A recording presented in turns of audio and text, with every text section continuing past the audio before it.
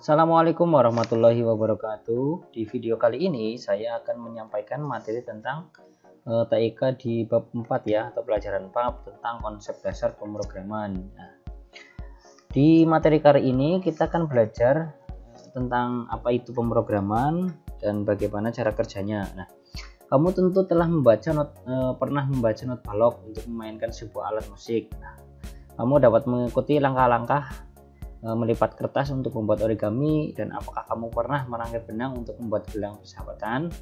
Nah, jika kamu pernah melakukan semua aktivitas tersebut, berarti kamu telah mempraktekkan konsep dasar dari pemrograman, yaitu algoritma. Nah, apa sebenarnya yang dimaksud dengan algoritma itu? Algoritma adalah langkah-langkah berisi perintah untuk menyelesaikan suatu masalah.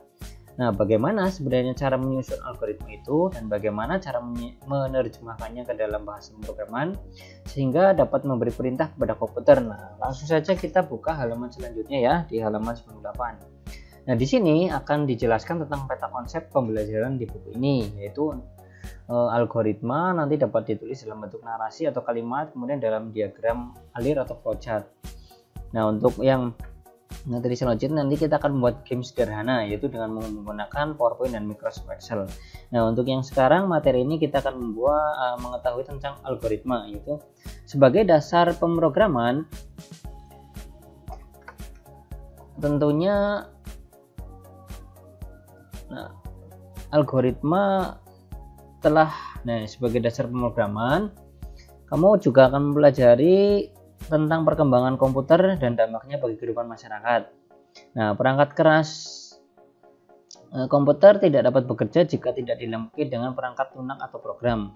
Oleh karena itu, peran pemrograman sangat penting dalam perkembangan teknologi komputer. Nah, apakah kamu masih ingat apa yang dimaksud dengan pemrograman? Nah, pemrograman adalah proses menulis, memperbaiki, dan menguji program. Nah, kemudian orang yang melakukan pemrograman itu disebut programmer ya. Nah, algoritma sendiri adalah urutan langkah-langkah untuk melakukan kegiatan atau menyelesaikan masalah ya.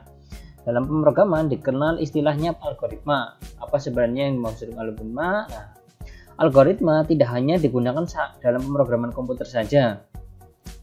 Dalam kehidupan sehari-hari kita pun menggunakan algoritma. Nah, contohnya untuk menyelesaikan suatu masalah. Nah, contohnya adalah langkah-langkah untuk membuat origami bunga dari kertas berwarna, resep untuk membuat kue bolu, langkah-langkah dalam menyelesaikan soal matematika, atau langkah-langkah menggosok gigi. Nah, ketika kamu menggosok gigi, kamu perlu mengikuti urutan langkah-langkahnya. Langkah-langkah tersebut harus dilakukan dengan tepat, benar, agar gigimu bersih. Nah, bayangkan jika kamu menggosok gigi sebelum mengoleskan pasta gigi pada sikat gigi.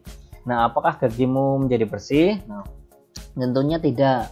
Nah, bagaimana jika kamu berkumur setelah menggosok gigi? Perhatikan langkah-langkahnya atau algoritmanya sebagai berikut. Nah, yang pertama ini langkah-langkah menggosok gigi, yaitu atau algoritmanya kita oleskan dulu pasta gigi ke dalam sikat gigi, kemudian sikat ke mulut, kemudian berkumur, bersihkan, kemudian letakkan di tempat sikat gigi tersebut. Nah, algoritma tadi ya. Nah, algoritma dalam ilmu komputer adalah urutan langkah-langkah dalam atau proses dalam suatu program komputer. Nah, sebelum membuat program, programmer harus merencanakan apa yang ingin mereka buat. Nah, programmer menulis algoritma untuk memerintahkan komputer melakukan suatu tugas. Nah, urutan langkah-langkah yang ditulis dalam algoritma dalam komputer harus tepat. Nah, jika tidak, program tidak akan bekerja dengan baik. Nah, contohnya aplikasi-aplikasi yang kalian gunakan di smartphone ataupun di komputer itu kan banyak aplikasi itu dibuat oleh programmer dengan menggunakan algoritma juga. Algoritma dalam komputer juga harus ditulis sedetail mungkin agar komputer tidak melakukan kesalahan dalam menyelesaikan masalah yang kita berikan. Kemudian dengan membuat rancangan algoritma terlebih dahulu, programmer dapat mengurangi kesalahan dan membuat program yang efektif. Nah, setelah programmer menulis algoritma, ia dapat melanjutkan ke tahap selanjutnya, yaitu menyusun kode atau coding menggunakan bahasa pemrograman. Nah, ini adalah contoh alurnya, yaitu menulis algoritma, kemudian menyusun kode, algoritma itu menyusun langkah-langkahnya ya, kemudian mengkompilasikan, menerjemahkan ke bahasa mesin, kemudian komputer memahami dan menjalankan perintahnya. Nah, Dalam penulisan algoritma dapat ditulis dalam bentuk narasi yang disusun menjadi kalimat atau dalam bentuk diagram alir atau flowchart ya. Pada diagram alir, perintah ditulis dalam menggunakan simbol-simbol sehingga dapat menjadi sebuah lebih dimengerti ya. Berikut simbolnya yang dapat dimahami atau sering digunakan. Nah, simbol ini, lingkaran ini digunakan atau artinya memulai atau selesai.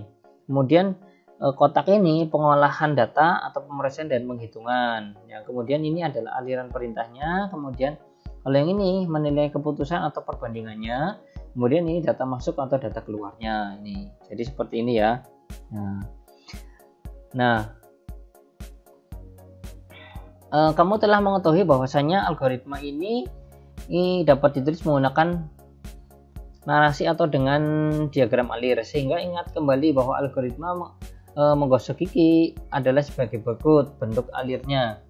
Nah, yang pertama 1, 2, 3 ini adalah bentuk narasinya ya. Kemudian ini adalah bentuk diagram alirnya. Nah, ini ada mulai kita menggunakan lingkaran. Kemudian oleskan pasta gigi. Ya, ini kotaknya. Kotak berarti proses mengoleskan sikat gigi. Kemudian ini kan yang panah ke bawah ini alirnya, aliran perintahnya. Kemudian menggosok gigi.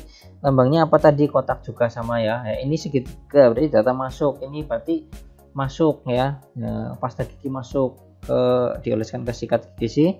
Kemudian ini pengolahan datanya ya kan, menggosok gigi kan mengolah. Kemudian apakah sudah bersih apa belum? Nah, ini artinya keputusan atau perbandingannya, mau menilai. Nah, ini ya atau tidaknya ya. Kalau misalnya iya berarti ke bawah, kalau tidak berarti sudah selesai. Itu seperti itu. Nah, kalau misalnya ini iya jawabannya berarti berkumur.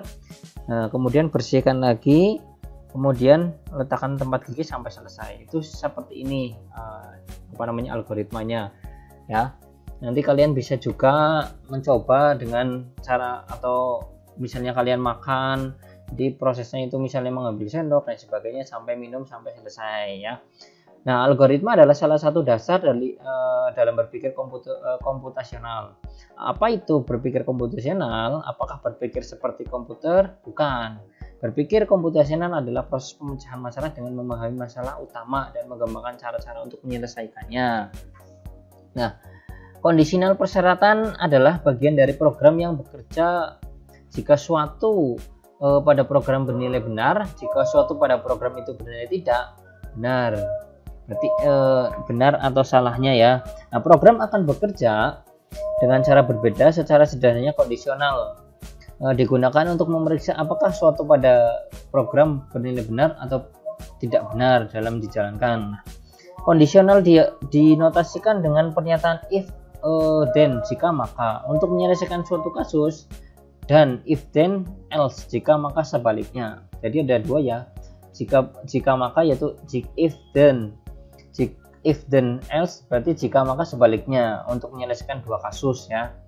Nah, ini mungkin agak rumit ya tentang pembahasan materi ini. Yang penting kalian cukup tahu saja, memahami jika bisa dipraktekkan ya. Nah, coba kita lihat kembali algoritma menggosok gigi yang telah dipelajari pada contoh algoritma tersebut, yaitu pernyataan kondisional yang digunakan adalah if then jika maka. Oleskan pasta gigi ke sikat gigi, menggosok gigi. Jika gigi belum bersih maka kembali menggosok gigi. Nah, ini pernyataan if then ya. Jika gigi sudah bersih maka kita berkumur. Nah, ini harus dipahami dengan berpikir yang cara berpikirnya kita. Bersihkan sikat gigi dan dari sisa pasta gigi, kemudian letakkan sikat gigi di tempatnya. Nah, ini kan jika gigi belum bersih maka kembali menggosok gigi ya, jika maka. Kemudian jika gigi sudah bersih maka kita berkumur. Nah, bagaimana dengan penggunaan if then else? Coba perhatikan contoh algoritma narasi untuk kegiatan menyeberang jalan berikut. Berdiri di dekat zebra cross, ini ya gambarnya. Kemudian perhatikan lampu lalu lintas ini. Jika lampu lalu lintas berwarna merah maka menyeberang. Pernyataannya berarti if then else ya. Sebaliknya, jika lampu lalu lintas tidak berwarna merah maka tidak boleh menyeberang. Nah, ini jika maka sebaliknya saja. Ini ada contoh-contoh yang sederhana sekali yang biasa kita temui dalam kehidupan sehari-hari. Nah, berikut adalah diagram alirnya untuk algoritma menyeberang jalan ya. Berpikir komputasional melatih otak untuk terbiasa berpikir secara logis ya, runtutan atau terstruktur secara kreatif sehingga kita dapat meningkatkan kemampuan dalam memecahkan masalah. Semua keterampilan tersebut menjadi sebuah keharusan bagi seseorang yang hidup pada abad ke-21 atau abad sekarang ini ya. Nah, ini adalah algoritma yang tadi yang di zebra cross yang menyeberang jalan. Ini mulai yaitu di kalau simbol lingkaran ini yaitu mulai, kemudian simbol kotak berarti penghitungan atau pengolah data. Ini masih di pengolah data yaitu berdiri di dekat. Ini perhatikan lampu lalu lintas. Nah, kemudian ini ada simbol selanjutnya ya, ini ya, yaitu menilai keputusan atau perbandingan. Nah, ini kan keputusannya di sini, yaitu apakah lampu lalu lintas berwarna merah, berarti iya atau tidaknya di sini. Nanti tinggal dipindahkan, yaitu silahkan menyeberang, kalau tidak jangan menyeberang. Kemudian ini selesai ya. Nah, perlu kalian ketahui, algoritma ini sangat bermanfaat atau sangat berguna sekali ketika kita membuat program di suatu komputer atau aplikasi di handphone ya. Itu harus menggunakan flowchart seperti ini, algoritma atau alur. Kalau tidak menggunakan seperti ini, kita kebingungan.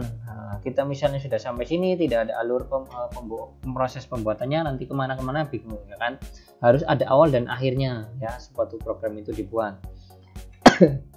Nah, perlu kamu ketahui bahwa kata algoritma berasal dari nama Muhammad bin Musa al-Khawarizmi ya. Ini tokoh muslim penemu algoritma, yaitu seorang ahli matematika, astronomi, juga geografi yang berasal dari Persia ya. Al-Khawarizmi disebut sebagai bapak aljabar karena beliau adalah orang yang pertama kali mempelajari aljabar sebagai disiplin ilmu dan memperkenalkan metode-metode baru dalam aljabar. Nah, istilah aljabar istilah aljabar sendiri berasal dari judul salah satu buku beliau, yaitu Al-Jabir. Nah, ini adalah gambaran penemu dari algoritma atau dari disiplin ilmunya, yaitu aljabar ya. Jadi ilmu matematika, ilmu apa itu yang berhubungan dengan penghitungan dan sebagainya itu dari ini penemunya Muhammad bin Musa al-Khawarizmi. Jadi kalian patut berbangga sebagai seorang muslim ya, bahwa peradabannya atau tokoh muslim itu bisa menemukan ilmu-ilmu seperti itu ya.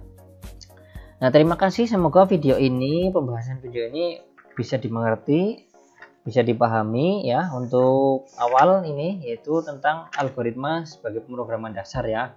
Nanti untuk bab selanjutnya kita akan ke ini ya, membuat permainan. Nanti video selanjutnya itu membuat permainan sederhana di Microsoft Excel dan PowerPoint. Terima kasih telah menonton video ini. Saya akhiri, billahi taufiq wal hidayah. Assalamualaikum warahmatullahi wabarakatuh.